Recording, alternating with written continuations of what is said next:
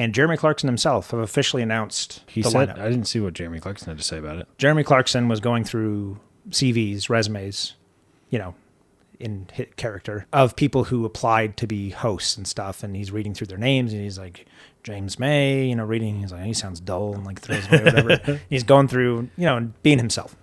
And he eventually finds these guys. And basically it's him giving his blessing, which for people who have been following Top Gear and Grand Tour for 20 years now, that's actually a pretty big deal. Because he never gave his blessing to anything else. People are comparing this new lineup change to what happened at Top Gear, and I don't think that's the same thing at all. They had finished the Grand Tour. They had finished what the three guys were doing. They've had years now. They said their goodbyes.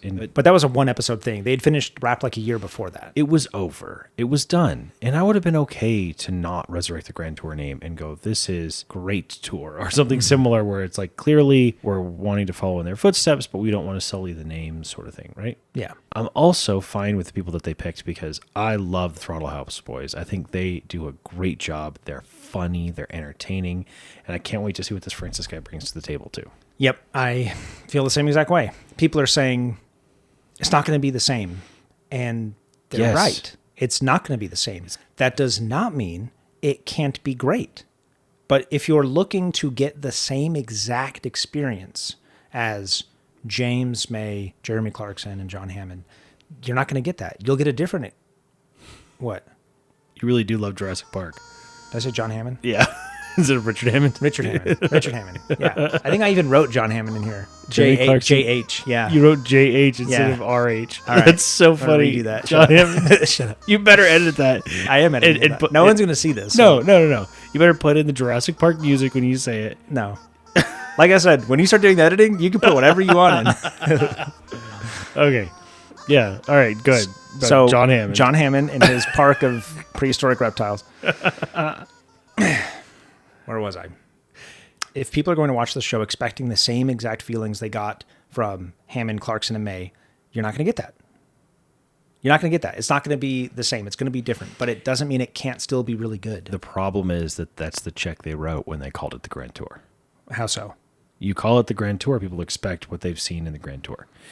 That's what I was saying, where the name could have been different, or at least referential to the idea that they're trying to carry on that torch in a new light. The fact that it's still called the Grand Tour, I think, is what's putting people off. Because, yes, you're right. It's okay for it to be different, and it's okay for it to be good at the same time. But when you still call it the Grand Tour, you are promising the same. People watched Top Gear and Grand Tour. Yeah, they like cars, but they watched because of the chemistry of those three. Mm-hmm. They could have quit and done a farming show. Which Clarkson did. Or whatever. They liked seeing those individual characters and especially the way they interacted. They had something really unique in their chemistry.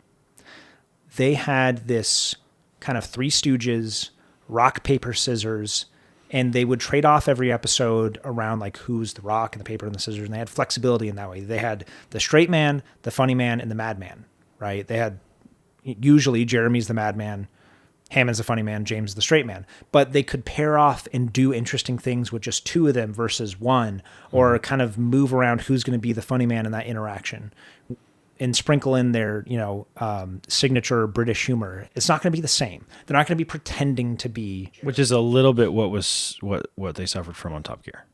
Is they were trying to they were trying to keep that force flame that chemistry. Yeah, exactly. But that was out of necessity because they had a new season coming up. They had to quickly get three people who were available, who had experience, and get them together and hope they had chemistry. Mm-hmm.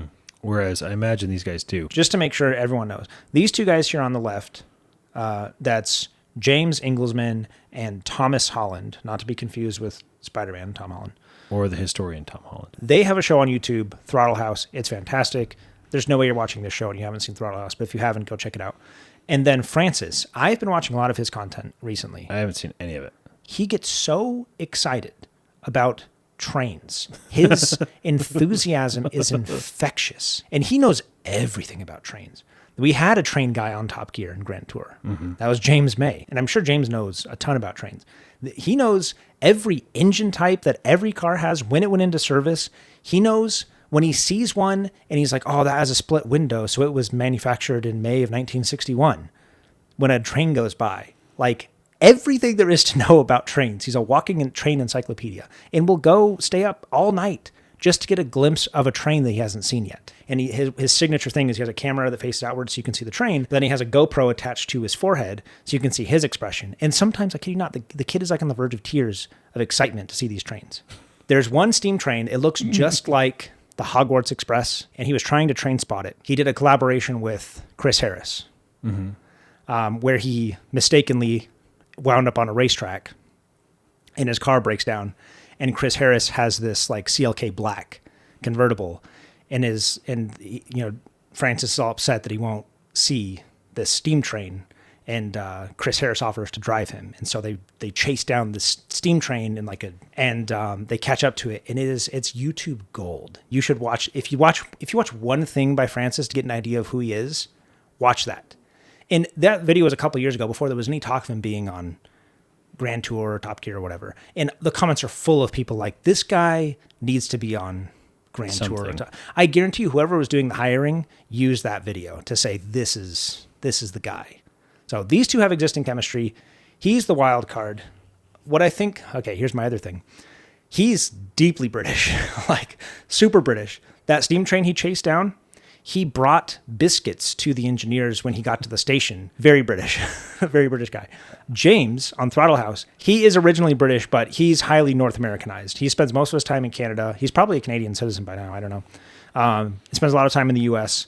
So he's going to relate to both kind of British/American audiences. Thomas Holland is Canadian, and British folks will know he's Canadian so they can like him openly. Mm-hmm. Well, in any case, I'm super excited. I'm going to watch every bit of whatever comes out, and I'm willing to give them a few episodes to get their feet under them, because I am normally, if I watch something new and I'm like, yeah, this isn't working, I'll shut it off. I won't watch it again. I don't spend enough time watching TV to watch something I don't like. Yeah. If I'm watching TV, it's because I really like that thing.